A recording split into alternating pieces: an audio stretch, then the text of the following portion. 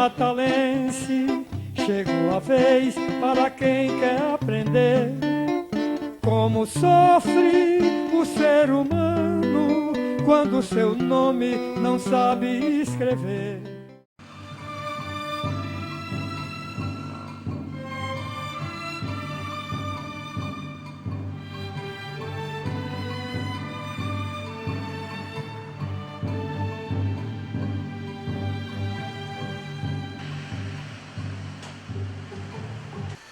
Figuras como ela, que tiveram uma participação importante no momento histórico brasileiro, que aconteceu em Natal, no Rio Grande do Norte, né? Foi a campanha de Pé no Chão, também se aprende a ler e tal. E essas figuras, todas elas, como é natural, se emocionam, né? Vamos falar do passado, vamos falar de 50 anos atrás, do momento que o Brasil viveu um período, está fazendo um trabalho importante, de repente deflagra a ditadura no Brasil e tal, desmantela tudo e tal. Ela vivenciou isso como os outros também, né? Empresa, etc. Está entendendo? Então a gente está tratando aqui, não é só uma coisa fria de reportagem, de jornalismo, não, mas está tratando de um fato histórico, de um momento histórico e de emoções, né? De lembranças e tal, que tem que ser bem retratado aqui.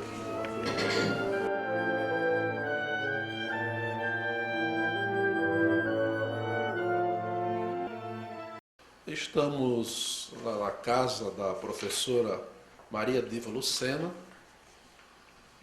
nós que fazemos parte do núcleo de referência de História e Memória de Educação de Jovens e Adultos da Universidade Federal do Rio Grande do Norte, aqui com a presença da professora Rosa Aparecida Pinheiro, que coordena esse trabalho, e a presença também do professor Gerson Tavares, da Universidade Estadual do Norte Fluminense, contando com a participação efetiva dos senhores Denilson de Souza e Luiz Carlos Pires, que são membros da Unidade Experimental de Som e Imagem da Universidade Estadual do Norte Fluminense e que estão nos apoiando neste evento.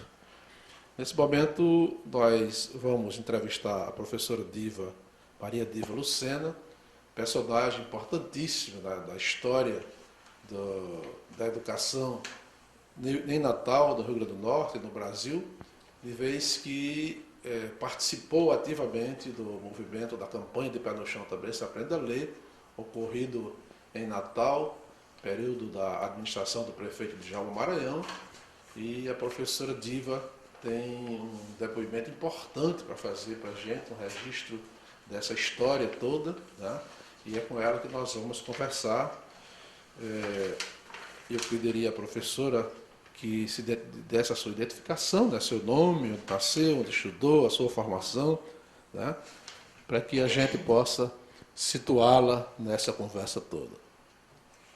Bom, é um prazer falar com você, professor Francisco, professora Rosa, participar desse documentário tão importante de resgatar aí uma memória que ficou perdida, que foi destruída, que foi totalmente queimada, em termos de toda a sua documentação, de todos os seus instrumentos de trabalho, até das escolas, quer dizer, nada restou. Então, realmente é um trabalho muito significativo, que já vem acontecendo há alguns anos e que agora, com essa comemoração de 50 anos da campanha de Pé no Chão também se aprende a ler. Meu nome, como você já falou, Maria Diva Lucena, eu sou do Rio Grande do Norte. Eu nasci numa pequena cidade do Rio Grande do Norte, lá no sertão, chamada São Vicente. Estudei primeiro na Paraíba, onde fiz o ginásio, o curso normal. Depois ingressei na Universidade da Paraíba, onde comecei a estudar História. Fiz os 2 primeiros anos de faculdade lá, em João Pessoa, e depois eu fui para Natal. Terminei a minha faculdade lá em Natal. Então, depois eu vim acabou o movimento, depois da ditadura, com o início da ditadura, eu tive que sair de Natal, então vim para o Rio de Janeiro, Aqui eu ainda trabalhei durante algum tempo na área da educação, mas depois eu saí dessa área, fui mais para a área empresarial, na área de consultoria empresarial, e fiquei, mas continuei ainda como professora, fui professora aqui da Fundação Getúlio Vargas, fui professora da Pontifícia Universidade Católica, e atualmente eu estou aposentada, vivendo aí um período de tranquilidade com a minha família, né, com os meus familiares, meus netos, e aqui estamos revivendo esse passado tão importante. Professora, nós queríamos saber um pouco do contexto da época dos anos 60, dos anos 60, que a senhora teve uma grande participação. Como era esse momento histórico, quais os aspectos culturais, sociais, políticos, como era essa movimentação na administração de Djalma Maranhão e em Natal, né? que deu esse pontapé e que desencadeou a campanha de Pé no Chão também, essa Aprenda a Ler, e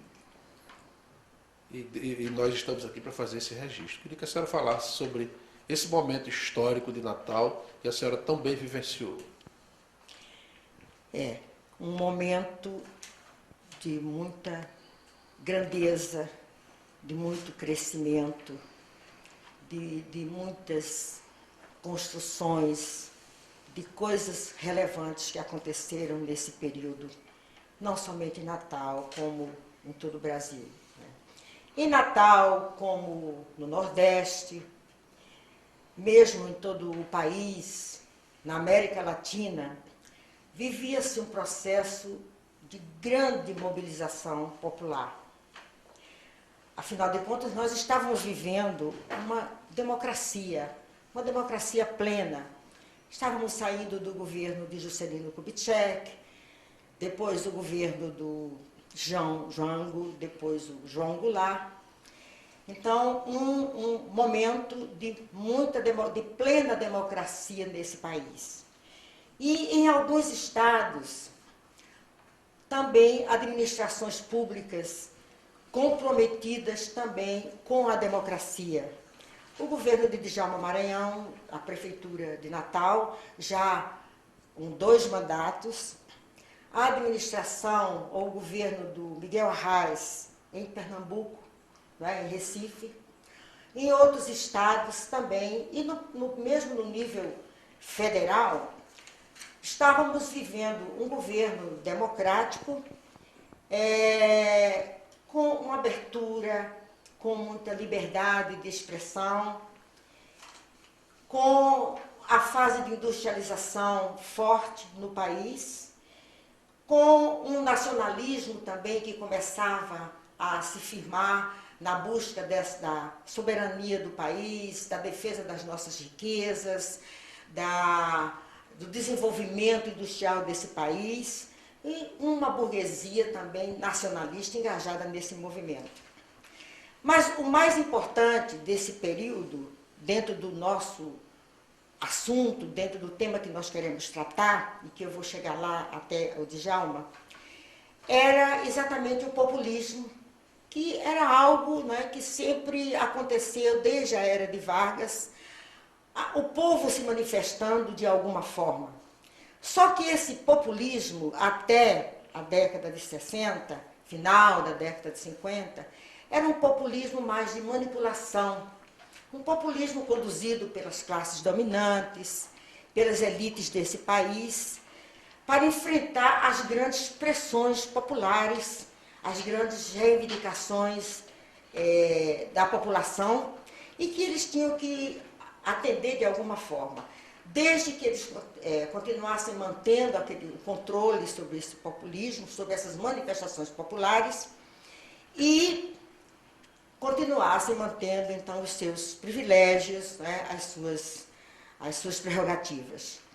Então, foi um movimento, foi um período em que os sindicatos se desenvolveram muito, o sindicato urbano, o sindicato dos operários, as organizações camponesas, um grande exemplo das ligas camponesas lá no Nordeste, O movimento estudantil, do qual eu tive uma grande participação desde o ensino de segundo grau, naquela ocasião, naquele momento chamado de primeiro grau, de ginásio, né? E onde aí eu já participava de alguns desses movimentos. Bom, o movimento estudantil também foi muito importante, tanto do secundário como do universitário. A UNE, que tinha uma presença marcante, que se preocupava também em discutir e refletir sobre as grandes questões nacionais.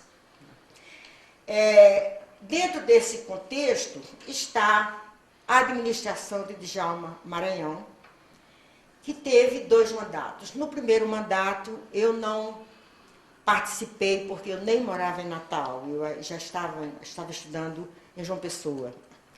Mas eu sei que... No primeiro mandato ele foi prefeito nomeado, é isso? Foi prefeito nomeado, né? E, a partir daí, ele passou a ter um apoio e um suporte muito grande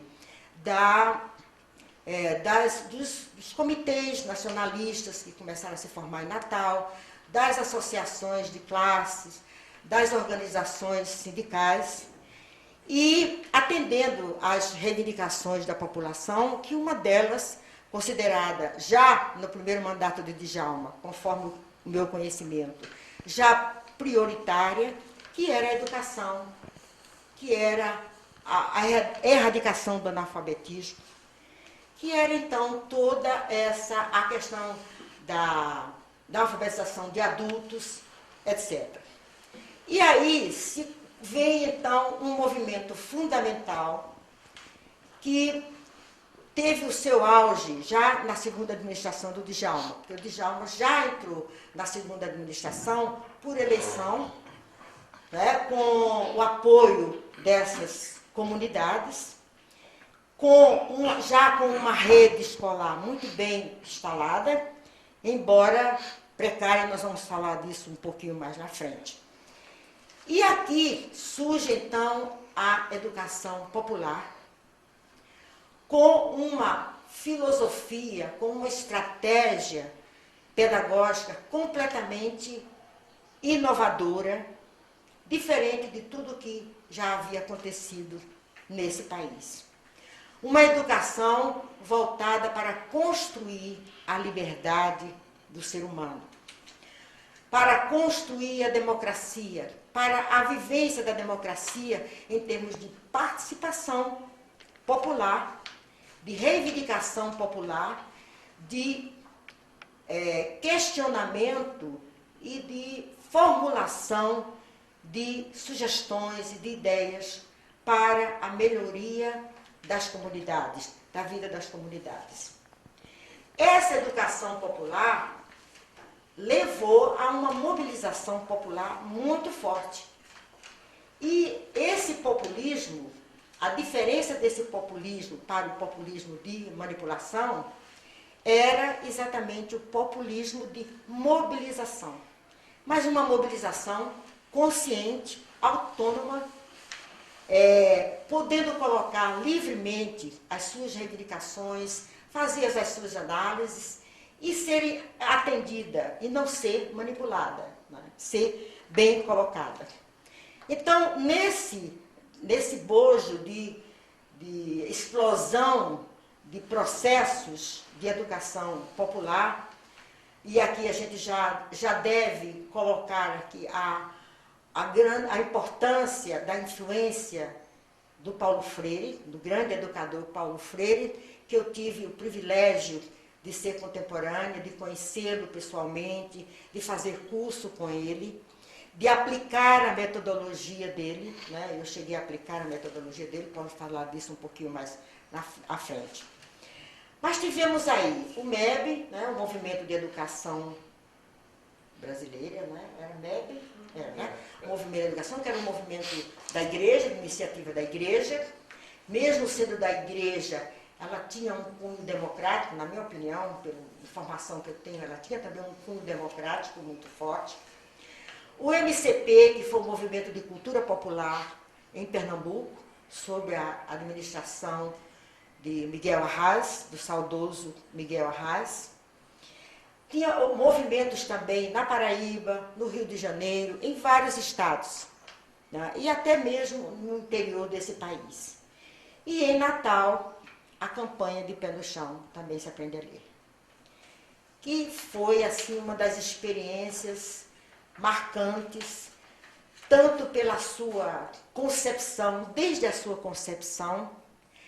Eu estou me lembrando aqui, citado no livro do Moacir de Góes, que a ideia dos acampamentos de palha, né, aqueles acampamentos feitos de palha e de barro batido, né, palha de coqueiro, foi uma ideia de um dos participantes de um grupo de um desses comitês nacionalistas, uma dessas organizações populares. Foi ideia deles. Como fazer uma educação de qualidade com pouco dinheiro, porque a prefeitura não dispunha assim. A ideia da dos educadores que iam trabalhar nesses comitês. Quem é que formava esses comitês?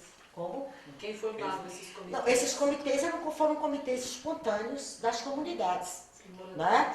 De Natal, né? Os chamados comitês nacionalistas. É claro que você tinha lideranças estudantis, você tinha lideranças políticas, né, que certamente assessoravam e que estavam juntos, né, presentes, organizações de classes, sindicatos, né? Então, e esses movimentos, o Djalma se apoiou muito nesses movimentos.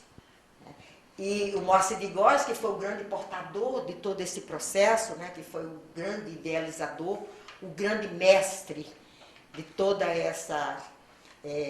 esse movimento de educação popular em Natal. Tá? Bom, a educação popular, na visão da campanha de Pé no Chão também se aprende a ler, como do movimento de cultura popular de Pernambuco e de outros nesse país, era tido assim como uma estratégia de construção da participação popular no dimensionamento de seus problemas e na solução dos seus problemas locais, dos seus problemas comunitários, dos seus problemas sociais, de educação, de saúde, etc, etc. Professor, no plano da campanha de Pé no Chão também se aprende a ler mesmo, sabe? A gente tem o registro da participação de figuras, como você falou aí, do teórico, né? do pensador, do naipe do Moacir de Góes, né? Temos a presença de figuras como Margarida Cortês, Maio de Pinto, Omar Pimenta e tal. Como era que esse povo, qual era a movimentação desse povo neste movimento? Como é que se dava o diálogo, a discussão, a reflexão, a crítica, certo? Os encaminhamentos, como é que isso ocorria? Na campanha de Pé no Chão também se aprende a ler. Bom, o Moacir de Góes foi o grande mestre. Aliás, ele continua sendo o grande mestre. Ele foi o grande articulador do ponto de vista da educação. Foi o grande articulador, o grande artífice de todo esse processo, de todo o projeto de educação, desde a educação formal, de crianças, de jovens, de adultos, até o desdobramento desse processo educacional na cultura, folclore, no teatro, nas representações comunitárias em relação a isso. Então, ele era o grande articulador, com a sua capacidade, com o seu idealismo, com a sua inteligência, com o seu preparo. Né? Ele foi realmente o nosso grande mestre. Com grande entusiasmo. Com muito entusiasmo, com muita vibração, com muita energia, com muita dedicação, com vocação mesmo. Era vocação. Era uma equipe formada de educadores. E a equipe era nesse mesmo ritmo e estava nesse mesmo clima, nesse mesmo ritmo. Tem uma coisa curiosa com relação à Margarida, que eu acho importante ressaltar. Eu acho até em função do momento que nós vivemos. A Margarida foi convidada para participar desse projeto, claro, Djalma Maranhão e Moacir, né? Moacir conhecia, porque Moacir era professor, colega dela.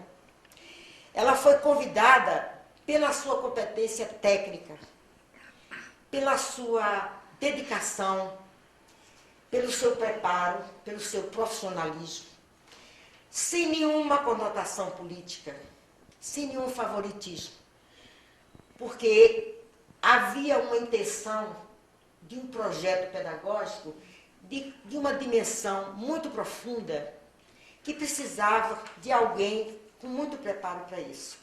Porque o objetivo não era só criar escolas, fazer acampamentos, colocar alunos e professores. Era alguma coisa mais. Precisava de uma filosofia para esse processo. E Margarida foi convidada para realizar esse trabalho. E ela recebeu carta branca, eu sei disso, ela recebeu carta branca para formar a sua equipe. Tá? Sem nenhuma indicação, sem nenhuma interferência política. Ela convidou as pessoas. Eu fui convidada por Margarida. Era minha professora de didática, minha professora no curso de licenciatura. Ela me convidou, ela convidou a Denise, ela convidou a Socorro, a Lourdes Varela. Eu não me lembro de outros nomes, né, que participaram dessa equipe. Então, pessoas que ela confiava, que ela sabia que ia dar uma grande contribuição. A emoção bateu. Então, E que tinha uma prática pedagógica, né? Acho que é isso. Vou chegar lá. Tá? Parou aí, né? Parou porque eu vou até atrás do lenço. Eu sabia que era Ok, emoção. professor, Ia tudo chegar. bem. Não, Faz parte obrigada. dessa emoção, né? Quer água? Isso ocorre nas outras entrevistas, também tem acontecido, porque essas pessoas estão tratando de lembranças, de momentos, de um registro histórico importante na vida do Brasil, do modo geral, né? E na delas, particularmente, toca muito. Né? Professora Diva de Salete, refeita da primeira a emoção, né, forte, tomou sua aguinha e tal, nós vamos retomar a mesma conversa. Né? Nós estávamos falando, e a senhora estava rememorando muito bem, a presença de Moacir de Góes, a presença de Margarida Cortez, fez uma panorâmica muito boa, e figuras como Almar Pimenta, como a professora Mailde Pinto, etc. Queria que a senhora continuasse dessa história. Você estava falando entusiasticamente da sua chegada para trabalhar junto com o Mailde Pinto e convocada por Margarida, né? E a importância de Margarida e tal. Então eu queria que a senhora continuasse essa conversa aí para esclarecer a gente. Eu fui convidada por Mailde, fui convidada pela Margarida, né? E quando eu comecei a trabalhar, eu conheci então o Omar, né? Omar Pimenta, uma figura extraordinária, uma pessoa, eu dizia que o Omar era assim o braço direito do Moacir e do Djalma. Era o grande administrador da campanha, dos acampamentos. Ele cuidava de tudo, ele cuidava dos professores. Aliás, era ele que fazia o pagamento também. Né? Então, de uma dedicação, de uma ética, sabe, de uma nobreza impressionante. Uma grande pessoa, um grande ser humano. A Mailde, que eu conheci também nesse movimento como diretora de cultura, né, da secretaria, que fez um trabalho, né, que dirigiu um trabalho importantíssimo, cultural, com teatro, com representações, com folclore. Ela criou uma coisa que eu achei fantástica, que foram as bibliotecas ambulantes. Achei uma ideia fantástica das bibliotecas ambulantes, né, que eram caixas, eram coisas simples, com livros que eram conduzidas num veículo para os acampamentos ou para as comunidades, ficava um período, depois isso foi se ampliando. Né? Eu achei esse projeto fantástico, né? Dar acesso à literatura, acesso à literatura brasileira, coisas importantes da nossa cultura. Então, além da biblioteca ambulante, você tinha também aquelas bibliotecas que eram montadas os balcões, né, de distribuição de livro, que eram montados, chamavam de bibliotecas populares, que eram montadas com tábuas de construção, né, coisa montada na praça, na praça André de Albuquerque, lá no acampamento das Rocas, nas quintas, ali próximo do acampamento e tal. Existiam também essas bibliotecas populares, além também dirigido por Mailde, né? Tudo era sob a direção da Mailde, todo esse trabalho sob a direção da Mailde. Teve também, isso foi uma coisa que ficou totalmente no esquecimento, não sei se alguém falou, um programa de rádio. Né? Esse programa era diário, né, de segunda a sexta, acho que era mais ou menos assim, meio-dia e meio, era uma hora mais ou menos. Teve uma emissora chamada Emissora Nordeste, lá, Rádio Nordeste. Rádio Nordeste, que era ali no Grande Ponto. Grande Ponto. Pois é, então era ali. Eu era responsável por esse programa. Ele tinha três focos, três pontos. Primeiro, ele era orientado para a criança, mas também visava alcançar o adulto, né, os pais. Então, era sempre uma história, e havia 3 personagens nessa história, que era uma criança, né, a mãe dessa criança, um avô dessa criança, às vezes o pai também aparecia, e era uma história que procurava trabalhar algum aspecto da educação, desde higiene, saúde, respeito, comportamento infantil, incentivo ao estudo, sempre uma história. Eu criava essas histórias na minha cabeça. Hora que eu tinha que produzir uma história dessa todo dia. E a gravação era feita uma vez por semana. Então, durante a semana, eu tinha que criar 5 histórias, né, e isso era gravado num certo dia, com atores. Se lembra do nome? Dorinha, né? Aquela cantora, Dorinha? Glorinha. Eu estava tentando me lembrar do nome dela, a Glorinha. A Glorinha era grande atriz, ela fazia o papel da criança. Glorinha era radioatriz. Era radioatriz, né? Pois é, ela era que... talvez ela tenha até boas lembranças desse programa, né? Bom, depois da história, tinha um comentário, não é? Uma reflexão sobre essa história. Alberto Ney, sabe mais o nome desse povo que gravava essas histórias? Pois é, a pessoa que fazia o personagem do vovô, eu realmente não me lembro, né? Não me lembro mais quem era, né? Não me lembro quem era, mas a Glorinha deve saber. Bom, depois disso, tinha uma parte musical que procurava apresentar os nossos grandes compositores e cantores, né, da época e mesmo de mais antigo. Então, era um foco assim, na música popular brasileira. Então, sempre era apresentado como Francisco Alves, o nosso grande compositor aqui do Rio de Janeiro, que eu não estou me lembrando do nome dele, Cartola e muitos outros. Cada dia era dedicado a um desses compositores ou cantores, né, de música popular brasileira. Quer dizer, a campanha tinha um projeto cultural que era uma educação mais ampla também, né? Vocês tinham um projeto de educar a comunidade em outros sentidos, né? Isso fazia parte do projeto da campanha. Fazia parte do projeto da campanha. Então, tinha esse da música popular brasileira. Tinha uma figura muito interessante lá em Natal, que eu não me lembro do nome, que ele tinha uma discoteca incrível, né, e ele me assessorava, eu ia conversar com ele, olha, nós queríamos apresentar um novo compositor brasileiro, ele me dava toda a história, emprestava discos, infelizmente eu não me lembro do nome dele. Doutor Grácio Barbalho, por acaso? Não me lembro. A maior discoteca na época em Natal era Grácio Barbalho. A outra era Gumercindo Saraiva. As duas figuras, como o Grácio Barbalho era um homem mais liberal e tal, e o Gumercindo, digamos assim, era mais à direita da história, eu tenho a impressão que... O Gumercindo era da livraria, não é? O Gumercindo era da Casa da Música. Casa da Música. Não, sido. Eu acho que era esse outro. Grácio Barbalho. Talvez, tá? Então, ele me dava aulas sobre esses compositores. Então, cada dia nós apresentávamos um compositor. E eles faziam um pouco parte da dessa história. equipe também do projeto? Não, Era esse só trabalho era um ajudava a senhora, trabalho assim? meu, não é? Era um trabalho somente meu. E a terceira parte desse programa era o noticiário da prefeitura, né? Que aí era um radialista que ele todo dia recebia um documento que ele lia, né, as notícias da prefeitura. Esse programa, ele funcionou até o último dia, até o dia do golpe. Né?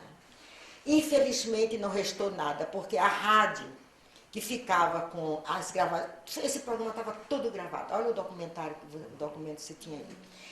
Todo gravado, era aquela fita magnética, né, assim, circular, de rolo.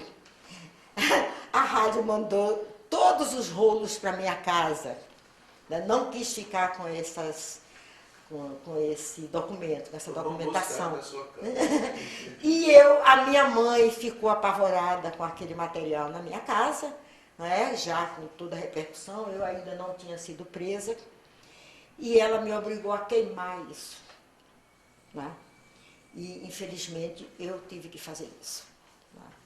Então, ficamos sem... É tanto que isso nem é... Acho que ninguém lembrou. Né, Se falam assim, tinha um programa de rádio e tal, mas não tem ainda. Com essa precisão que você está dizendo. Era isso. Né? Era uma história infantil orientada para a educação, a chamada educação continuada da criança, né? Para chegar aos pais, porque a mensagem era para a criança, mas era levar a conscientização dos pais. Né? E essa parte musical, de música popular brasileira, e o noticiário da prefeitura. É isso. No plano local, nos artistas locais e tal, sabe-se da grande presença dos grupos folclóricos, dos grupos de cultura popular, que giravam em torno de Maranhão. Já o Maranhão prestigiava muito isso, pelo que está registrado aí. Como é que esses grupos participavam também na campanha de Pé no Chão? Sim. Tipo Araruna, tipo os Congos, o Bambelô, etc. Inclusive, eu conheci esse folclore lá de Natal através da campanha, né, que eu também não conhecia esse folclore. Em todas as festas, todo ano, no Natal, eu me lembro que eles se apresentavam, esses grupos folclóricos se apresentavam em praça pública, em vários locais. Né? Houve muita divulgação, Djalma prestigiou muito muitas coisas ele até restaurou, recuperou, porque estavam abandonadas, né? Esse folclore. Quando alguma autoridade fora de Natal, vinha do Sul, que ia para Natal, era recebido com uma manifestação dessa folclórica. Tinha também o teatro. Esse teatro, havia uma participação muito grande dos estudantes universitários. Né? Eles participavam muito do teatro. Não estou me lembrando aqui de alguns nomes, né, de pessoas que foram também contemporâneos meus de faculdade, que trabalhavam no teatro. Danças. Outra coisa que a Maílde, através da sua diretoria, promovia muito era exposições de arte, artes plásticas, né? A galeria de artes, a famosa galeria de arte, né? Na praça, em alguns locais, né? Ela valorizava muito isso, dava muita importância a isso. Né? Então, todos esses movimentos, né, faziam parte. Como também na campanha, tinha também um trabalho de profissionalização. Também. Nos acampamentos tinha, eu me lembro do curso de marceneiro, de barbeiro, de cabeleireiro. Junto com a alfabetização dos adultos? Dentro dos acampamentos. Né? Eram projetos que tanto participavam jovens como adultos que estavam lá no curso de alfabetização, como podiam ser da comunidade. Quem quisesse se inscrever, participar desses cursos, poderia participar. Eram vários cursos profissionalizantes, não eram poucos não. E tinha uma frequência grande, e aquelas pessoas saíam dali todas para trabalhar. Né? Esse também foi um trabalho que eu achei. E esse material também não ficou registro? A senhora também não eu acho que não. Eu acho que não. Né? Porque essa foi a imagem final da campanha, né, que eu vou até adiantar aqui. Não sei se eu devo adiantar. Não, eu vou aguardar, tá? Não quero... nós estamos falando de coisas muito importantes para falarmos de uma coisa triste. Vamos deixar para depois. Né? Nós vamos falar disso. Lembra para me perguntar. Era uma grande rede, na verdade, que tinha um político, educacional, cultural, profissionalizante, né? Tudo fazendo parte de um grande projeto educativo. Um grande projeto. Sempre uma coisa pequena, mas de uma certa importância, que acontecia, isso já era um trabalho até dos professores, né, nas reuniões com os pais, que os pais frequentavam os acampamentos, a preocupação deles criarem um certo ambiente para as crianças estudarem. Porque as casas eram pequenas, não é? Então, o barulho, muitas vezes a criança para estudar, ela precisa de uma certa tranquilidade. Para qualquer pessoa que quer estudar, adulto também, você precisa ter um ambiente de calma, de tranquilidade, para você se concentrar. E você imagina uma casa pequena, muitas vezes tem um cômodo, 2 cômodos, um rádio ali tocando, a mãe cantando. Então, como é que a criança podia se concentrar? E era dada uma orientação no sentido de que criasse um momento para as crianças fazerem seus deveres escolares, que respeitasse esse silêncio, que desligasse um rádio, que evitasse alguma conversa, que deixasse aquele momento para a criança estudar. Eu acho que isso tem uma significação grande, né? Aí, dona Dita, a gente já falou um pouco anteriormente, esse centro de formação que a senhora está falando, então tinha orientação para os pais, então tinha orientação dos professores. Aí, a entrada da senhora na campanha, como é que se deu? Que a senhora falou de outro momento, que a senhora tinha outras opções da campanha, outras... Como é que foi para a senhora essa entrada nesse grande projeto que a senhora está colocando? Eu vou falar aqui sobre 2 coisas, né? Primeiro, como foi que eu cheguei lá, né?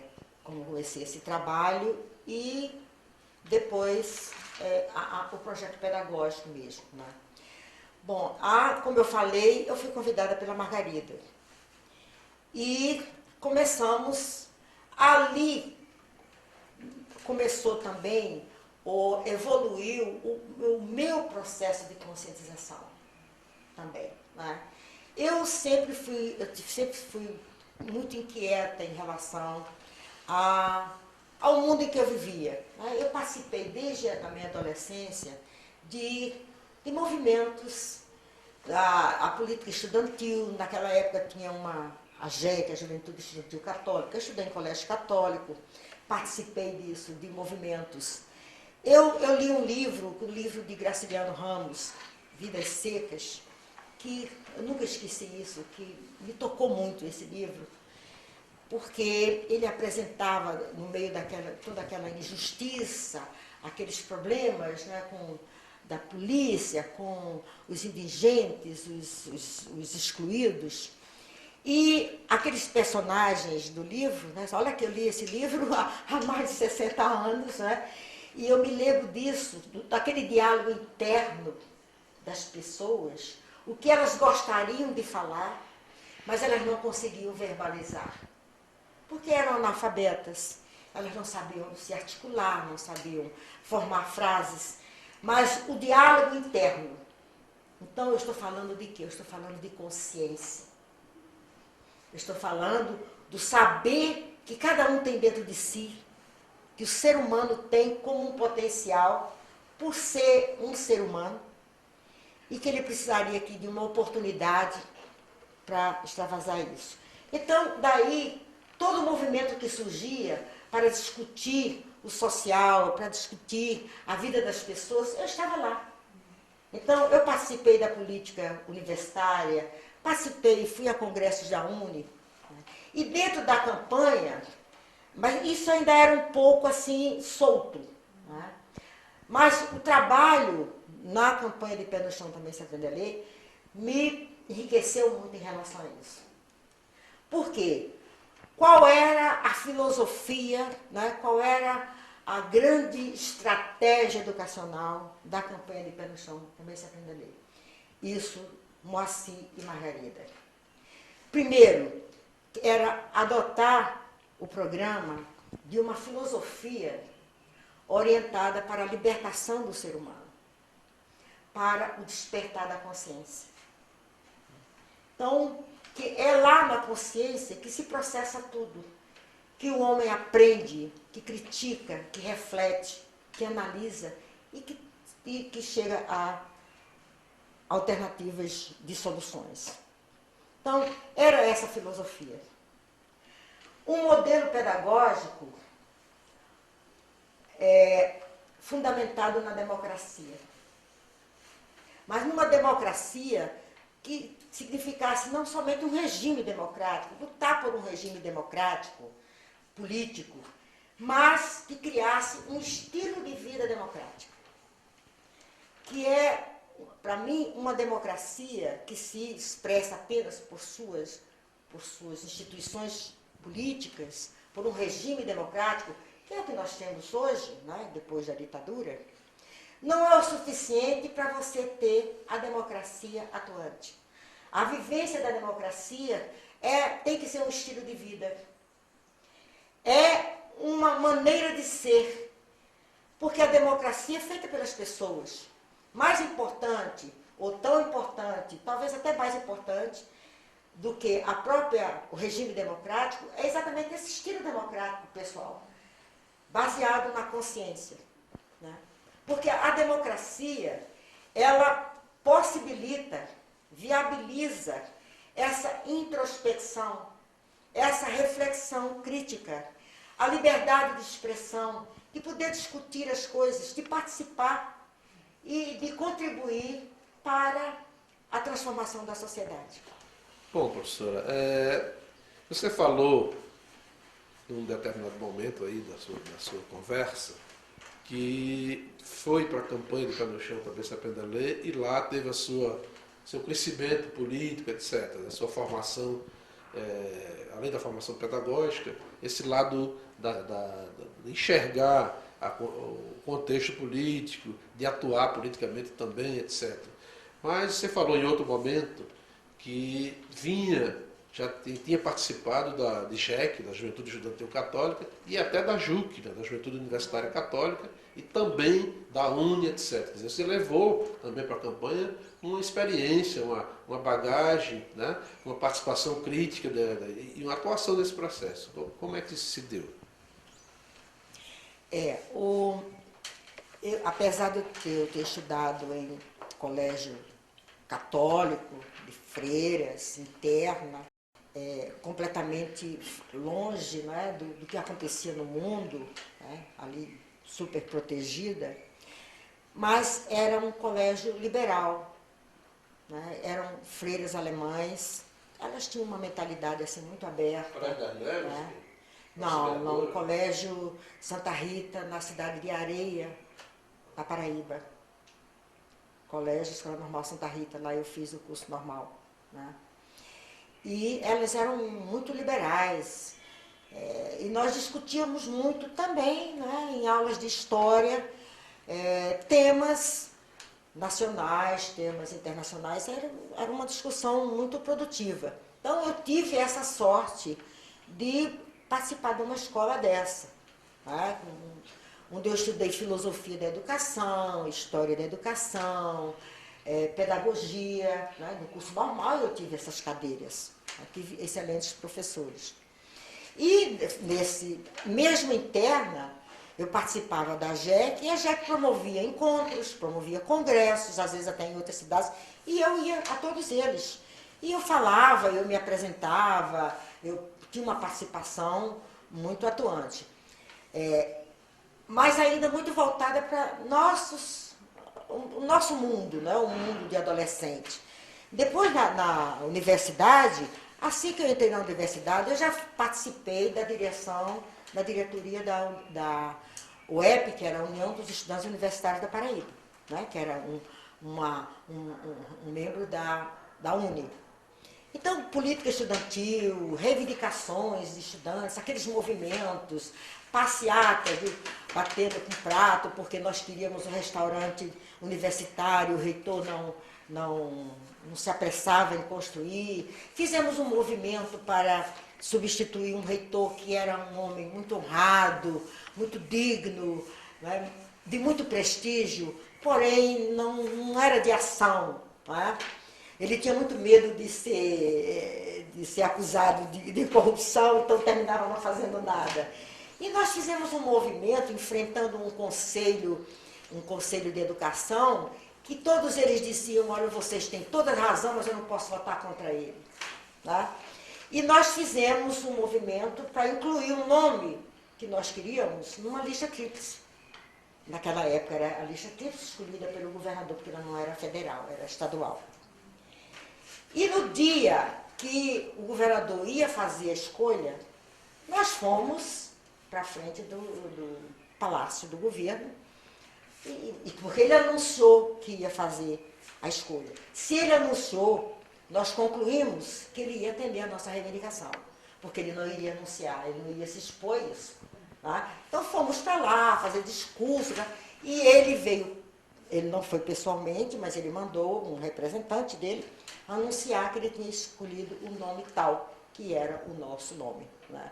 Quer dizer, nós conseguimos isso, que foi uma grande vitória. E alguns meses depois o restaurante universitário estava funcionando.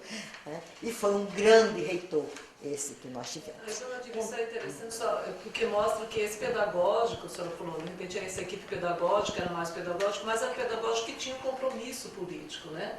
Então essa equipe formada, a senhora, a dona Margarida, na verdade era uma escolha técnica, mas eram pessoas ligadas a um pedagógico com um compromisso social. Um compromisso muito forte com o social. Né? A Margarida, embora ela não tivesse uma atuação política, eu não desconheço isso, mas ela tinha uma consciência democrática e ela tinha uma consciência da importância da participação social. Isso ela tinha, tranquilo. Porque a senhora também falou daquele momento que a senhora optou em entrar na campanha, que a senhora tinha duas propostas, né, até de trabalho, mas a senhora fez uma opção pela campanha. Né? Como foi esse processo? Isso foi um fato interessante. Num dia eu recebi um convite de um professor, que infelizmente eu também não consigo me lembrar do nome dele. Ele era um funcionário do Ministério da Educação, mas ele também era professor, e ele intermediou um convite, acredito que até do Marcos Guerra, né, que foi ele que conduziu o projeto do MEC-USAID, que era um projeto do governo do Estado, do Aloysio Alves. Né? E ele me convidou para participar da equipe. O secretário Calazans Fernandes. Acho que sim. E eu disse, ele me falou sobre o projeto, que era financiado pela USAID, pelos Estados Unidos, etc. E eu fiquei um pouco assim, receosa, né? Se eu vou pensar. E no dia seguinte, mas exatamente no dia seguinte, a Margarida me faz o convite para trabalhar na campanha de Operação Também Se Aprende a Ler. Eu não tive dúvidas. Né? Disse, é um projeto nacional voltado para a nossa realidade, para os nossos interesses. Eu não vou jamais deixar de participar desse projeto. Me senti assim honrada de ser convidada e de participar. Na hora eu dei a resposta para ela, eu aceitei. Né? Fiz essa opção tranquilamente, com toda a consciência, porque eu sabia que era um trabalho sério, não era um trabalho político, era um trabalho de educação. Com um compromisso social. Simplesmente. Então, voltando àquele modelo, né, os princípios, as premissas que norteavam a campanha, nós falamos de uma filosofia, né, comprometida com a libertação do ser humano, né, com o despertar da consciência, com um modelo pedagógico democrático, que viabilizasse a expressão dessa consciência. Né? E um terceiro ponto era a formação dos professores. Esse era um ponto crítico, porque nós sabemos que não é possível você ter qualidade do ensino, qualidade da educação, sem investir na qualidade, na qualificação dos professores. Acredito que nenhuma escola é melhor do que os professores que nela trabalham. Não importa a infraestrutura que ela venha a ter, os recursos que ela venha a ter, mas se ela não tiver um corpo docente qualificado, comprometido, idealista, né? Essa escola não vai ser uma escola de qualidade, não vai ter uma educação de qualidade. Então, esse era um ponto crítico e prioritário até para operacionalizar aquela filosofia e aquela pedagogia. Era a formação dos professores. E foi aí que foi a criação do Centro de Formação dos Professores. Que, na minha opinião, eu desconheço outra experiência de educação popular. Eu sei que todas elas tiveram a preocupação com os professores, mas não sei no nível de profundidade que a campanha de Pé no Chão teve com a formação dos professores. Aí a senhora tinha uma função lá também de professora, a senhora tinha nesse centro uma função junto com a professora Margarida de coordenação, de professora, era uma equipe que trabalhava em disciplinas, era um conjunto. Como é que eles trabalham do centro, essa ação do centro? Como é que vocês se organizavam? Ok. Esse é o quarto ponto de daquelas premissas, né? Então, o terceiro fez a formação dos professores e o quarto ponto, uma metodologia que viabilizasse essa filosofia, né? Esse modelo pedagógico para a operacionalização. Que esse é o ponto crítico também, né? Porque formular objetivos, formular teorias, formular filosofia, isso é fácil. Isso não é tão problemático. Agora, colocar isso em prática, né?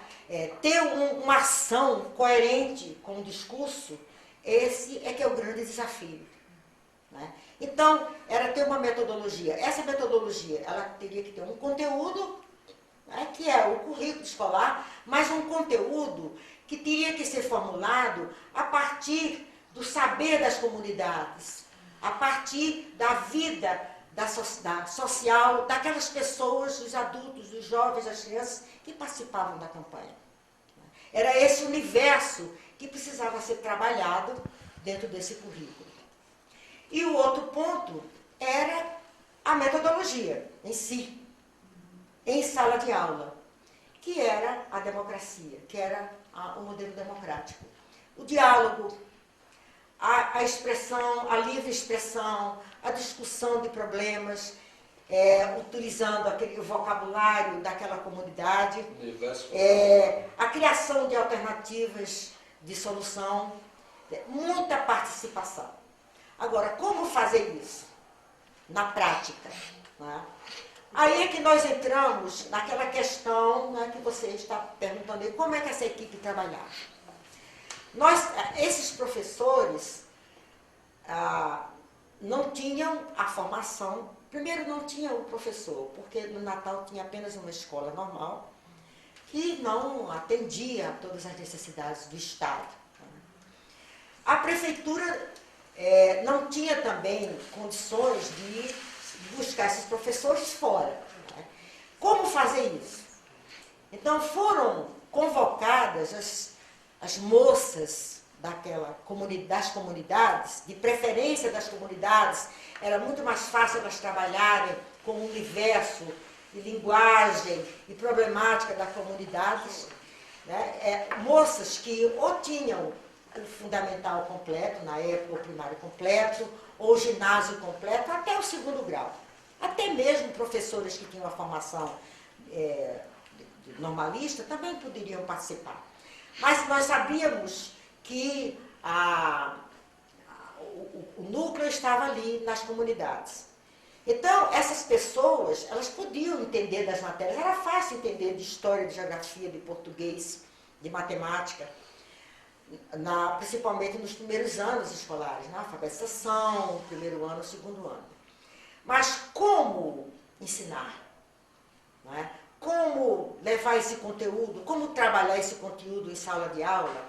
como ter a participação, como usar recursos didáticos, né, quais os meios, os instrumentos, as ferramentas para processar a educação, o ensino com essas crianças. Então, essas professoras, elas foram recrutadas, né, selecionadas, procurando se aproveitar ao máximo, né, da capacidade delas. E elas recebiam um preparo, um curso, né, montado por essa equipe, de preparo para mais na parte metodológica. Né? Como ensinar, como lidar com as crianças, como usar contos, fantasia, histórias, trabalhar com as crianças.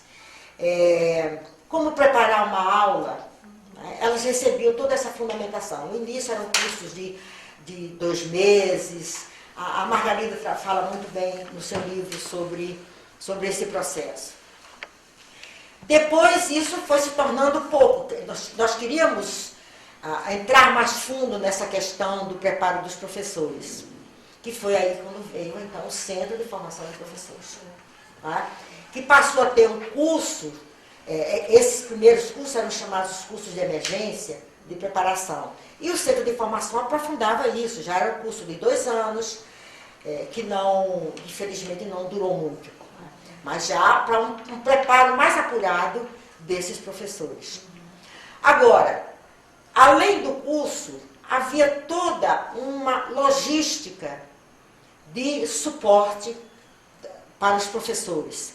Por exemplo, essa equipe pedagógica, ela montava os projetos até chegar ao plano de aula, usando uma estratégia sistêmica que sintonizava todas as matérias, que podia intercambiar as matérias, usando temas nacionais, né, regionais, locais. Dali saía todo um projeto de ensino que ia para os supervisores e até para os professores, chegar até ao plano de aula. Então, eles tinham todo esse suporte pedagógico da equipe pedagógica. E vocês faziam a formação e acompanhamento dessa aplicação? Sim.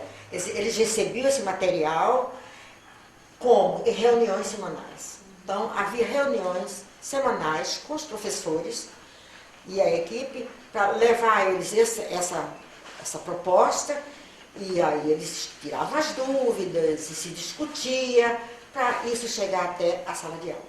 Porque é na sala de aula que as coisas acontecem. Né? Enquanto não chegar na sala de aula, nós estamos só teorizando. Só é uma pergunta assim, porque nós fizemos uma pesquisa que o acompanhamento se dava diferentemente nos acampamentos, inclusive devido à proximidade do centro de formação. Então tinha acampamentos que tinham um acompanhamento de mais visitas, mais continuidade, outros, até pela distância, era um processo diferenciado. Como é que vocês se organizavam, inclusive nessa infraestrutura, para poder dar conta, né, dessas salas tão distantes, como é que vocês faziam esse processo de acompanhamento? Bom, pelo que eu estou me lembrando agora, primeiro, né, tinha alguns aspectos. A diretoria dessas escolas eram sempre ou normalistas ou pedagogas. Eu estou me lembrando aqui até do nome da Lourdes Varela, né, que foi diretora de acampamento, depois ela foi diretora da escola de demonstração, né, de aplicação do Centro de Formação. Tinha uma escola de demonstração para a prática daquelas alunos que estavam fazendo o curso, né, e que iam praticar ali, né, aulas teóricas. Então, a direção da escola era de pessoas, de professoras com uma formação mais apurada. Isso já era um apoio muito forte, um suporte muito forte. Então, todas elas tinham, no mínimo, curso normal, né, ou estavam estudando na universidade. Então, já tinha também as supervisoras, que tinham também uma formação, ou eram também normalistas, né, ou estavam na universidade, que davam também esse suporte aos professores, o acompanhamento no dia a dia. aplicando todo aquele projeto que era desenvolvido semanalmente até chegar à sala de aula. Então, eu acho que isso era um suporte que, dentro das possibilidades da época, era algo muito... Eu não sei se hoje isso existe. Né? E na época, assim, quais foram as maiores dificuldades, inclusive, de implantação e acompanhamento? E como é que esses alunos eram recrutados ou matriculados? Como é que os professores faziam parte de trazer esses alunos, já que eles eram professores das comunidades? Eles conheciam esses alunos? Como é que eram montadas as turmas? As turmas dos alunos? Bom, havia uma preocupação muito grande com o nível desses alunos. Né? Então, esse é um critério pedagógico básico, né, de você, tanto quanto possível, agrupar as crianças pelo seu nível, tanto o nível mental como o nível de informação, o nível de maturidade das crianças. Essa preocupação havia, como havia essa preocupação também na formação dos professores.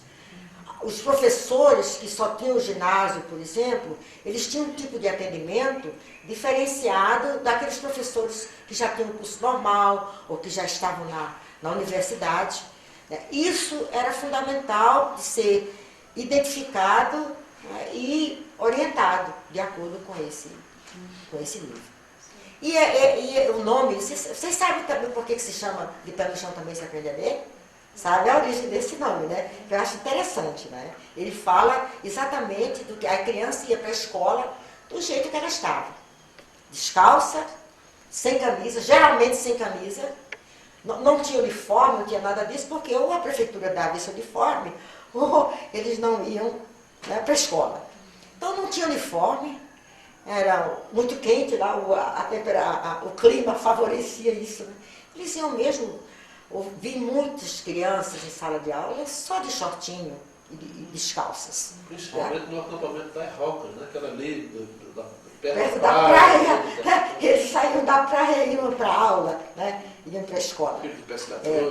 Outra coisa que tinha também nos acampamentos era hortas, né? Hortaliças para as crianças, o lanche das crianças, elas mesmas cuidavam dessas hortas. Né? Criavam galinhas, né? Criavam galinha, tudo. Outra coisa interessante, que logo que eu entrei lá, que já existiam os acampamentos, que me chamou a atenção, os acampamentos eram abertos. Não tinha paredes, não tinha muros, não tinha nada. Né? Então eram as salas de aula, aquele material, aquelas carteiras, todo aquele material didático, tudo ali. Né? E eu me lembro que eu perguntei isso, mas não acontece nada, não tem roubo aqui.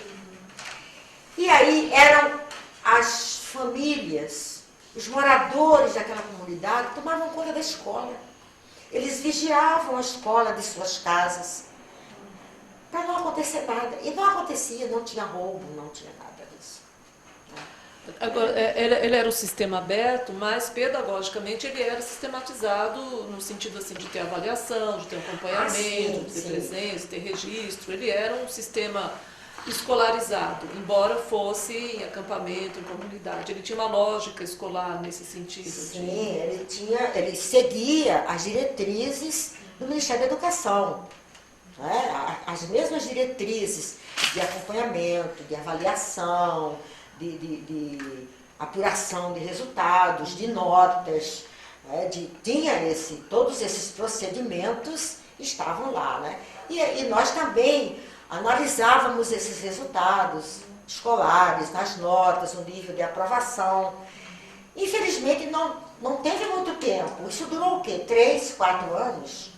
Né? Os acampamentos começaram, eu acho que em 61, 63. Olha só.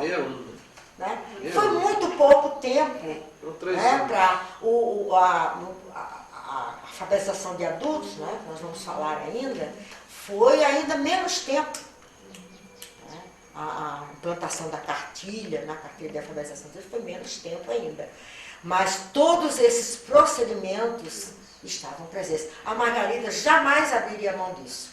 Jamais. Professora, está me surpreendendo, né, na sua fala, de toda essa história que está sendo de detalhes, né, do volume, né, de trabalho, né, de ações, né, a minha pergunta, né, a organização, né, a parte de administração disso aí, né, porque tem a parte pedagógica, etc., mas tem a logística, né, tem a parte dessa gestão. Como que vocês faziam isso aí? Tinha subcomitês, tinha grupos, né, para atuar, né, à distância, né, a questão do transporte, isso tudo tem uma questão espacial, né, enorme, né, e tem a questão de volume de pessoas, né, devia ter voluntariado também, né, pessoas voluntárias, enfim. Como que esse organograma, havia um organograma consciente, né, da parte do Moacir, de vocês, né, nessa atuação? Se você puder falar um pouco sobre isso. Bom, na verdade, nós éramos multifuncionais, né? Essa era a grande verdade. Nós nunca fazíamos uma coisa só, né? Nós estávamos envolvidos em tudo. Essa logística, por exemplo, lá no Centro de Formação de Professores tinha um setor de audiovisual, de recursos audiovisuais. Então, isso era mais ou menos centralizado, não por falta de confiança, mas para dar mais liberdade aos professores de se prepararem para a sua função em sala de aula. Então, era ajuda, era auxílio, né? Então, muita coisa era produzida nas escolas, até com os alunos também, com a participação dos alunos. Mas esse Centro de Recursos Audiovisuais era um reforço, um suporte, um apoio para o trabalho das professoras. Então, nós tínhamos, naquela época, não tinha computador, não tinha Xerox, reprodução, era aquela máquina mimeógrafo, né? Então, esse mimeógrafo existia lá nesse centro, qualquer escola que precisasse reproduzir material, né? Isso já tinha, né? Projetor de slide, isso já tinha. Então, essa logística era o mapeamento. Tá? Acho que o grande responsável por toda essa logística era o mapeamento. Ele providenciava tudo que a gente precisava de alguma coisa, ia para o mapeamento. E você tem o seu Ribamar também. Tinha o Ribamar muito assim, na construção, né, dos acampamentos. Eu via uma história muito interessante dos pescadores, das pessoas ensinando a traçar a palha, né? Porque alguém tinha que fazer isso, né? Precisava de muita gente aprender a traçar a palha, que era a cobertura dos acampamentos. Nunca houve um incêndio, nunca ouvi falar de um incêndio, que era altamente vulnerável, né, a incêndio. Então, essa logística realmente era problemática, mas o mapeamento era o responsável por toda essa logística. Né? Isso eu me lembro bem. Mas todos estavam envolvidos em tudo. Se havia necessidade de alguma coisa, quem tivesse disponível, quem pudesse ajudar, ia fazer. Não era tão disponível, porque nós não éramos tão disponíveis assim. Mas até quem sabia mais fazer aquilo, né? Porque essa é a grande a filosofia da liderança, né? Da chamada liderança democrática, que ela se apoia na fortaleza dos outros, nos pontos fortes de cada um. O líder é aquele que sabe articular essas potencialidades, os talentos, as capacidades das pessoas. Quem é o bom nisso? É fulano. Então é fulano que vai fazer. E diz que o Djalma era muito bom nisso. Pois é, Djalma era muito bom nisso. Como líder, ele sabia fazer isso muito bem. Ele sabia descobrir quais eram as pessoas que podiam ajudar nisso, naquilo outro. Qual era o talento dessas pessoas? Ele tinha uma visão em relação a isso que era impressionante. Tá? Qual era o da senhora, assim? O que a senhora mais ali... A senhora dava aula, a senhora fazia material, porque a senhora participou pela nossa conversa aqui, de vários espaços, né? A senhora dava aula, fazia material didático. O que a senhora ali sentia mais potência para estar desenvolvendo? Olha, o meu forte sempre foi muito pesquisa, estudo e escrever. Textos. Então, eu fazia muito isso, não é à toa que eu fui fazer a cartilha. Né? Então, eu participava com o grupo desse trabalho de elaboração do plano pedagógico, da estrutura de ensino, dos projetos que iam ser executados nas escolas, né, de montar qual o tema que nós vamos trabalhar esse mês, de elaborar isso, né, de escrever sobre isso. Essa parte eu fazia, eu me envolvia muito nisso, era uma coisa que eu gostava muito de fazer. E a cartilha que tem assim hoje, que a senhora até foi referenciada por Dona Margarida, que a senhora elaborou a cartilha, como é que foi esse preparo da senhora para elaborar? Com quem que a senhora contou de apoio? Qual foi a dimensão que tomou essa cartilha no projeto? Bom, a história da cartilha é interessante. Quando a campanha de Pé no Chão, CPDD, resolveu investir então, na alfabetização de adultos, né, que era uma reivindicação das comunidades, era uma preocupação do Djalma Maranhão, era uma preocupação do Moacir, da Margarida, de todos nós queríamos alcançar, né, com a educação popular, alcançar todos os níveis. O primeiro problema foi que material didático vamos utilizar para a alfabetização de adultos. Após identificado o quantitativo, né? Porque foi feita uma pesquisa por rua e tal, e tanto que o prefeito, vocês colocavam na rua assim, esta rua tem, antes de iniciar o trabalho, 35 alfabetos, né? Assim, à medida que alfabetizantes, essa rua só ainda tem 11 analfabetos, até zerar. Até zerar, era. Isso eu não me lembrava mais. Bom, então, nós queríamos, dentro de toda aquela nossa premissa, né, nossos pressupostos, nós queríamos também que a alfabetização de adulto empregasse a pedagogia do Paulo Freire, a pedagogia da libertação, a pedagogia da democracia, da tomada de consciência, da participação crítica, reflexiva do seu mundo. Então, nós fizemos uma pesquisa, né, das cartilhas existentes na época, tinha cartilhas do Ministério da Educação, tinha várias cartilhas aí. E nós analisamos aqui, nós não podemos trabalhar isso, sabe? Coisa do tipo ovo é da Eva, a Eva viu a uva. Não, que conteúdo é esse? Isso não vai levar a nada. Como é que nós podemos trabalhar isso? Os nossos alunos não vão se interessar por isso. Tá? Então, houve a lembrança da cartilha utilizada em Pernambuco, né, no movimento de cultura popular de alfabetização de adultos.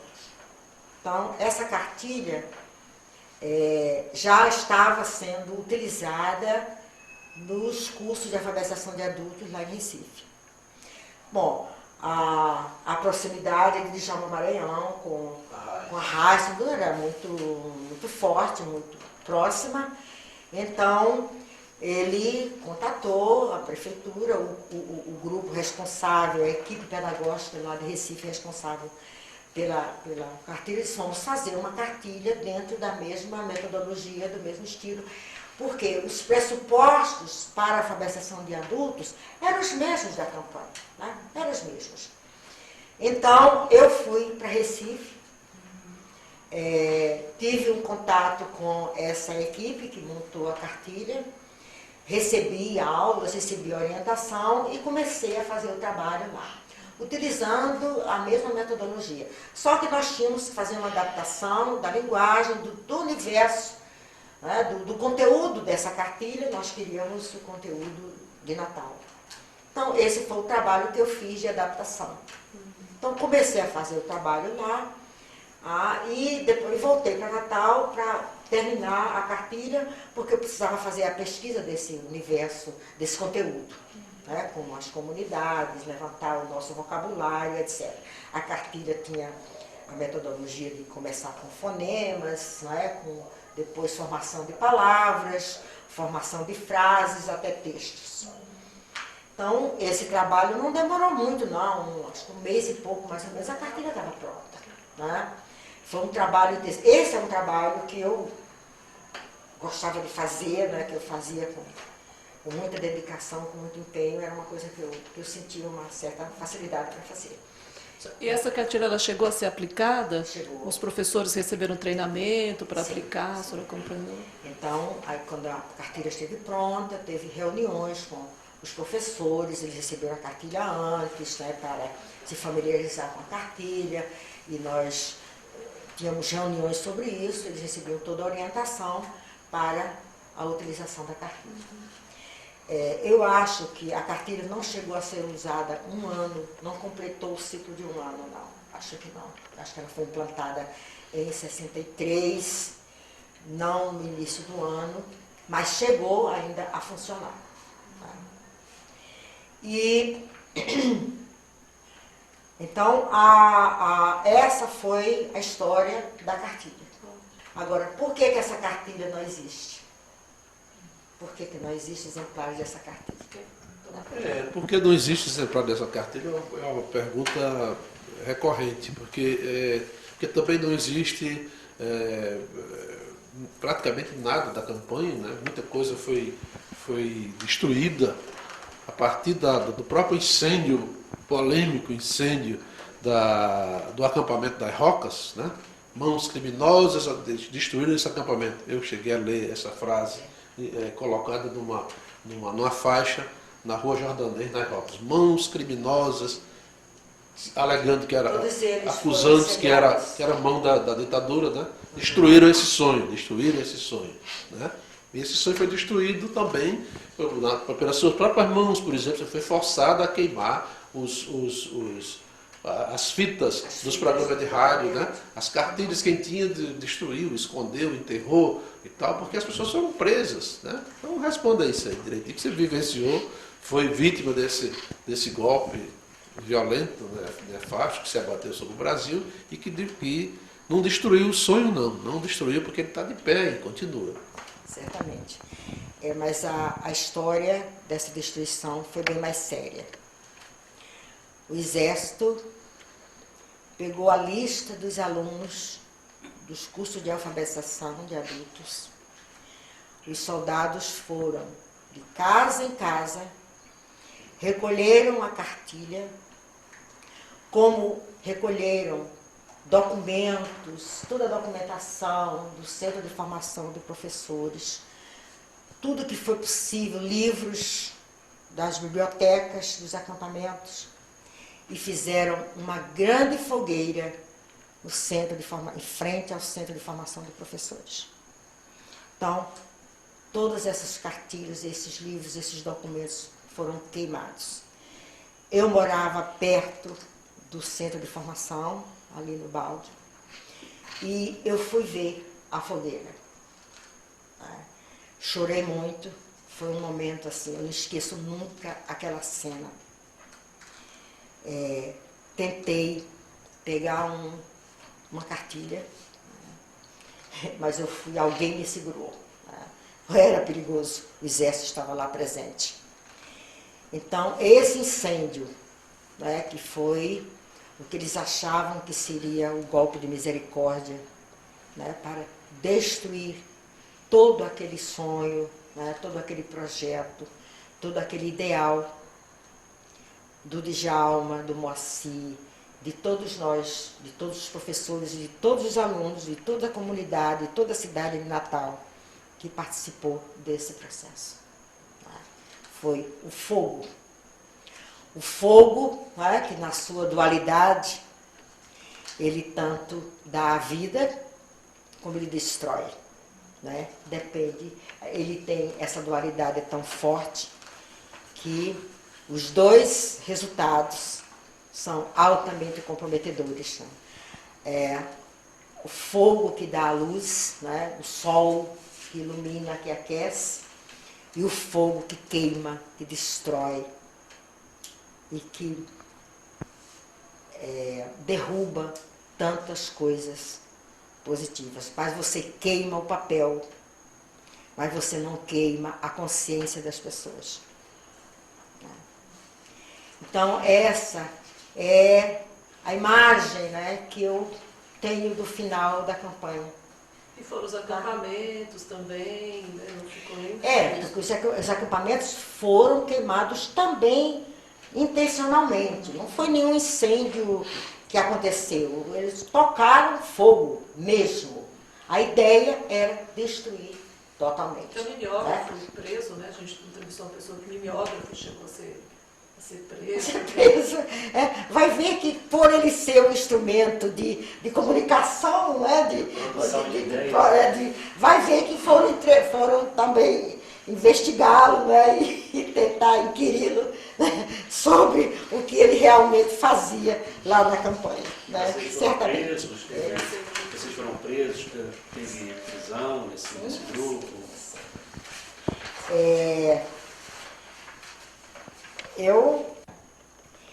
E aí também, que é também um símbolo aí meu também de final da campanha, que num desses depoimentos, eu sempre fui um pouco ousada, né, e rebelde. Eu estava lá numa sala dentro de um quartel, que eu não sabia onde estava, porque eles deram muitas voltas para eu chegar a esse lugar, num salão, né, com cada canto do salão, um soldado com uma metralhadora apontada para mim e um grupo de oficiais. E teve um momento que eu falei o seguinte, sabe por que vocês estão do lado de lá e eu estou do lado de cá?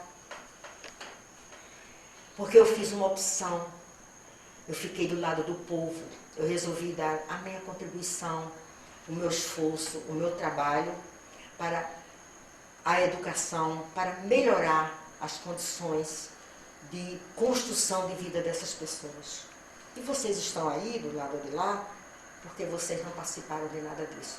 Porque aqueles militares que estão do lado de cá estão presos como eu.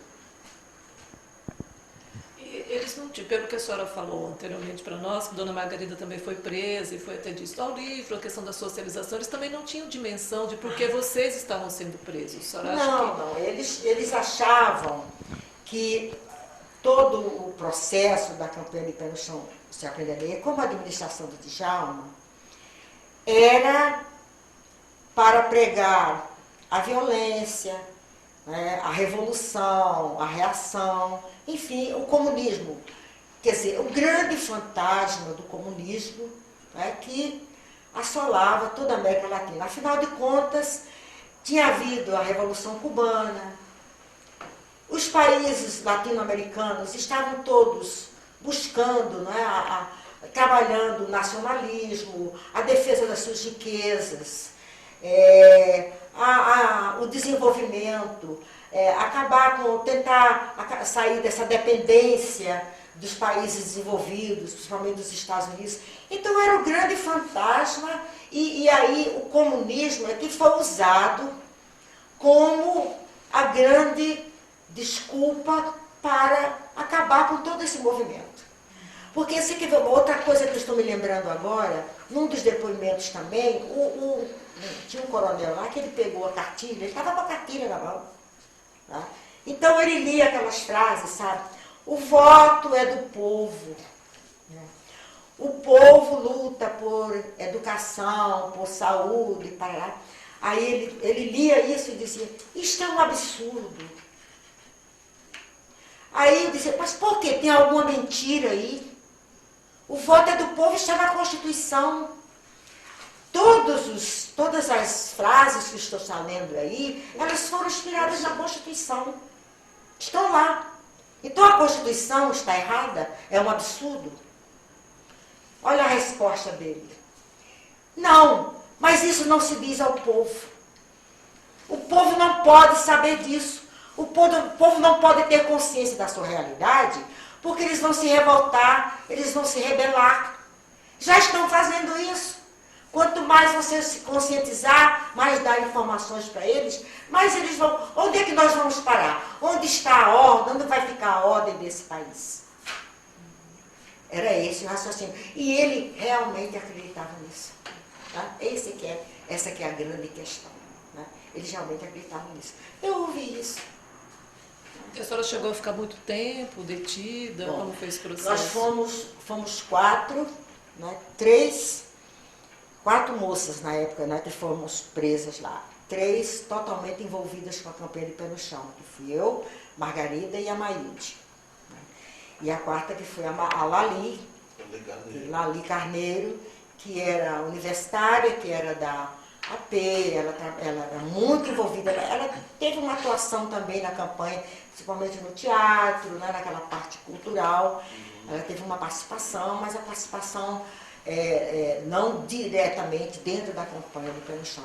A Lali era uma estudante de medicina, né, não tinha nada a ver com... Né, hoje ela é médica na França. Então fomos as 4. E os interrogatórios eram coisas assim, me ameaçando. Se eu dissesse o que eles queriam, qualquer um de nós, seríamos livres rapidamente, né? Eu fiquei 30 dias. A Margarida, eles pegaram alguns documentos, assim como eles tinham cartilha, eles tinham alguns documentos do Centro de Formação de Professores, e tinha lá o objetivo socialização do educando, que é uma coisa básica, fundamental na pedagogia, né, de educação de crianças, socializar a criança saber viver, conviver com os outros, conviver socialmente, isso é a coisa mais elementar, né? E ele interpretava isso como comunização, fazia a cabeça já da criança para o comunismo. E eu me lembro que alguém me falou, né, que a Margarida, num desses interrogatórios, ela se irritou com isso, né, e disse, olha, vamos fazer o seguinte, vocês chamem um pedagogo, alguém que entende de educação, para vir conversar comigo, porque com vocês não dá, vocês não entendem nada de educação. Como é que eu vou explicar para vocês o que é socialização do aluno? Né? Então, coisas dessa natureza que aconteceram. E aí depois desse processo a senhora continuou em Natal, aí a senhora teve a liberdade, como é que a senhora passou a se relacionar em Natal? A senhora teve ainda espaços para atuar na área da educação? Como é que foi aí a atuação? E como é que ficou também, como é que houve continuidade desse processo de educação em Natal? Como é que as escolas de campanha de Pé no Chão destruídas e tal, né? Mas as escolas as escolas do bairro, aquelas escolas que foram construídas também, em paralelo, na administração de Djalma, continuaram, né? Olha, eu realmente não sei, porque eu me afastei completamente. Quando eu saí da prisão, eu não tinha mais condições de ficar em Natal. Eu ainda voltei eu era professora do Ateneu também, das escolas da prefeitura, que eu era professora do ginásio municipal, era professora do Centro de Formação de Professores, essa fui dispensada de imediato. E eu ainda continuei alguns meses no Ateneu, mas numa situação muito precária, porque eu sabia que eu estava sendo fiscalizada, seguida. E eu, no Ateneu, eu era professora de História, eu também tinha uma abordagem de ensino diferente. Todos os meus alunos tinham que ter a Constituição do Brasil. Eles conheciam a Constituição, nós discutíamos essa Constituição e chegou um ponto que eu não podia mais discutir, porque a Constituição não estava mais valendo. Né? Aí, os alunos começaram a questionar e vamos mudar de assunto. Né? Porque eu sabia que eu ainda não tinha sido presa. Ainda não tinha sido presa, porque quando eu saí da prisão, peraí, eu já nem me lembro mais. Nem me lembro mais se quando eu saí da prisão, não. Eu continuei no Ateneu, porém, quando eu saí da prisão, eu fui demitida. Eu fui demitida do Ateneu. Então, eu não tinha o que fazer em Natal. Eu não sabia fazer outra coisa a não ser trabalhar com a educação. Então, eu vim embora para o Rio de Janeiro, porque eu tinha família aqui, eu tinha tias, e eu vim para cá, trabalhei ainda algum tempo na área da educação, mas eu não conseguia mais me adaptar ao estilo, ao modelo de escola predominante. Eu dizia assim que eu estava vivendo a pedagogia do silêncio. que é a pedagogia do silêncio? É aquela escola que imobiliza os alunos física e mentalmente. Quer dizer, aquela disciplina rígida, os alunos quietos, sentados em suas carteiras, ouvindo o professor discursar, né, sem poder se manifestar, sem ter diálogo, sem ter, eu dizia que era a pedagogia do silêncio, e baseada na memorização. Eu não conseguia me adaptar a essa escola. Eu tive uma experiência aqui num colégio, em que outra coisa também, que eu vim para cá, eu fiz curso com Lauro de Oliveira Lima, não sei se você ouviu falar, Lauro de Oliveira Lima, que foi um grande educador também, que fez um trabalho, estava fazendo um trabalho fantástico no Ministério da Educação, com a formação de professores. Né? Quem é da época se lembra disso. Ele deu cursos em Natal, já para a rede de federal, estadual, né, de formação de professores. O cara também com a filosofia do Piaget, do Paulo Freire, de educação democrática. Né? Então, o que eu fazia com meus alunos? Eu dava um tema, né, um dialético de história, um problema de história, dava todo um recurso de bibliografia, de textos, e formava as turmas, grupos de estudos, para eles, e fazia algumas perguntas que eles tinham que me responder. Só que essa resposta, ela não estava no livro, nem nos textos. Eles tinham, o livro era um subsídio para eles refletirem, pensarem, elaborarem e chegarem à resposta. O que acontecia? Muito barulho. A minha aula era barulhenta. Imagine adolescentes discutindo, né? Eles falam alto. Então, os outros professores que estavam com a pedagogia do silêncio, a escola era aquele silêncio mortal, começaram a reclamar da direção da escola, eles não podiam dar aula, porque a minha aula era uma bagunça. Né? Os próprios pais começaram também a discutir, porque, olha, eu era professora de história, eu resolvi desmoralizar a cola. Eu dava uma prova, dava questões e dizia, vocês podem consultar o livro. Você pode imaginar o que é isso na década de 60? Né? Só que as respostas não estavam no livro. Porque eu ainda acredito que o processo educacional é o processo reflexivo, é o processo de tomada de consciência. Né? Então, eles tinham que pensar, que analisar os fatos, eles não precisavam memorizar os fatos.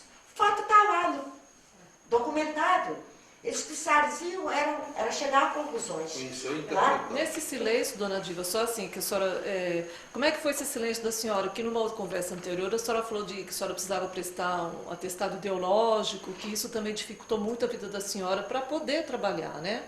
E a senhora teve até que mudar depois de espaço. Como é que foi isso?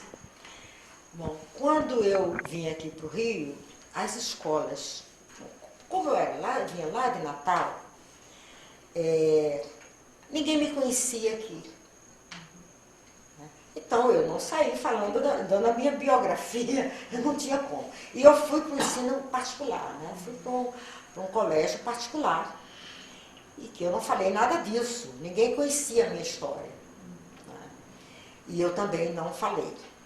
Eu tive problemas depois. Bom, essa escola, ela me demitiu. Eu só trabalhei um semestre nessa escola, porque a diretora me chamou e disse, ou você dá a sua aula no molde tradicional, você vai lá, dá a sua aula, faz a sua explanação e acabou.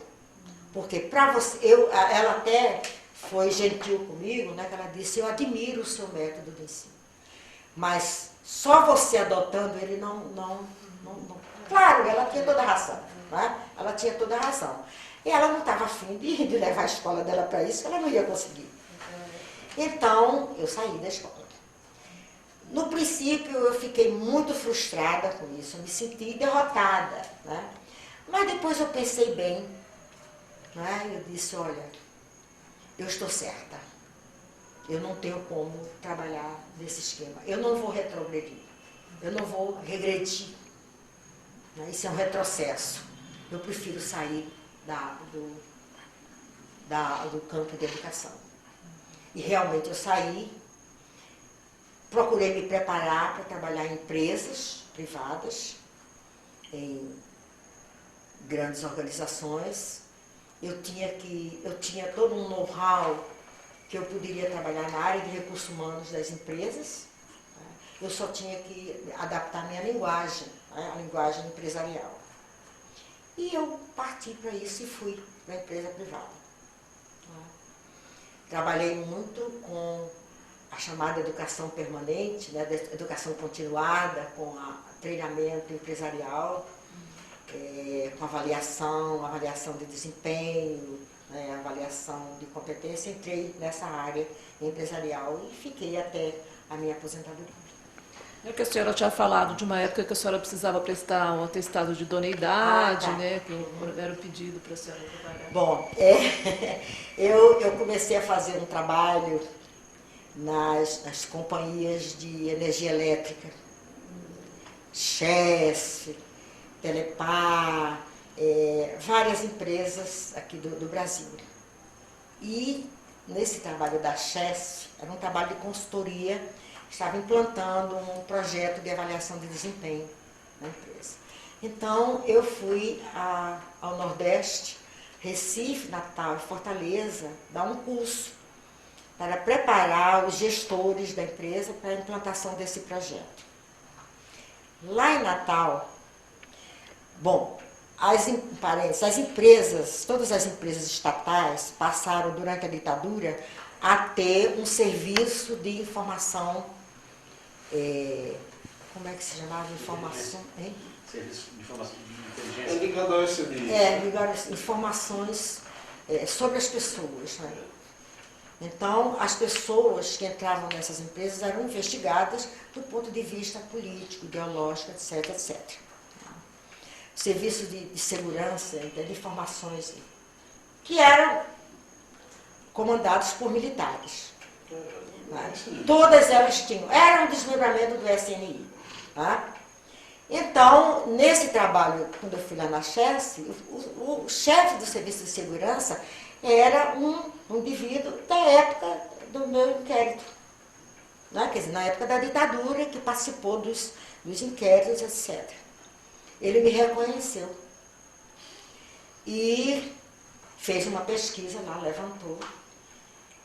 Eu já tinha sido afastada de todos os processos, porque eu fui denunciada, mas não fui indiciada, né, que eles não tinham provas contra mim. Eu atuei dentro de um regime democrático, eles não tinham nada contra mim. Então eu fui afastada. Quando eu saí de Natal, eu comuniquei ao Exército que eu estava saindo, né, de Natal, que eu precisava sair de Natal. Eu comuniquei isso, não saí fugida de lá. Mas ele descobriu, ele não sabia de nada disso, que eu não tinha nada contra mim. Ele levantou o que estava lá disponível, né, sem chegar a esse final. E ele mandou uma cópia disso para o Brasil inteiro, para todas as empresas estatais.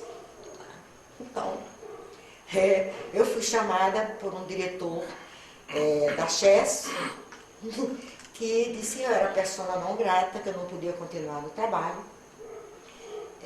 E que ele me mostrou aquela documentação. Eu disse, mas essa documentação não está completa, porque não tem o final, a finalização disso. Bom, eu perdi essa oportunidade, eu perdi esse trabalho e não pude mais. A única coisa que eu fiz é que eu fiz um trabalho no Paraná e esse chefe desse serviço, chamava-se SNI também, Serviços de Informações, alguma coisa assim. Ele fez um elogio muito grande a mim sobre o meu trabalho. Né? Aí eu pedi a ele se ele fazia uma declaração em meu favor. Eu digo, eu vou usar as armas dele. E ele realmente fez. E eu peguei essa carta e mandei para ele. Fiz uma carta para esse coronel lá de Natal, mostrando, eu mandei essa carta para lá. Ele me pediu desculpas. Aí ele pegou o documento, ele foi até... teve uma atitude assim, nobre, que ele me pediu desculpas. Eu tenho essa carta dele, eu tenho uma cópia dessa carta. A cópia não, desculpe, o original dessa carta, está aqui comigo. Ele me pediu desculpas e ele pegou esse documento que me isentava de tudo, até lá de Recife, né, da auditoria de Recife, e mandou para todas as empresas. Mas aí o estrago já estava feito, né? Já tinha. Aí eu fui para a empresa privada. Que a empresa privada. Tive um pequeno probleminha que eu fui trabalhar numa multinacional americana. Olha onde eu fui parar. Na boca do lobo. Na boca do lobo. E lá tinha um coronel, mas ele não tinha nada a ver com essa história de investigação. Mas ele soube, não sei como, ele era do exército, ele soube e foi avisar a diretoria. E a diretoria teve uma atitude muito nobre comigo. Disse, não, ela aqui é uma excelente profissional, ela está atendendo a nossa necessidade em termos profissionais, ela vai ficar aqui. Se ela fizer algum movimento aqui subversivo, aí é outra história. Mas não é isso que está acontecendo. Ela vai ficar na empresa. Né? Quer dizer, foi lá que eu encontrei a Brito. Povo pobre, natalense, chegou a vez para quem quer aprender como sofre o ser humano quando seu nome não sabe escrever.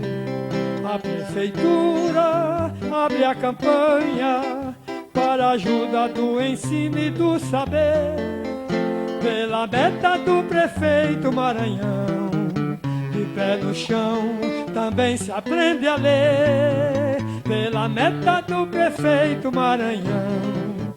De pé no chão também se aprende a ler.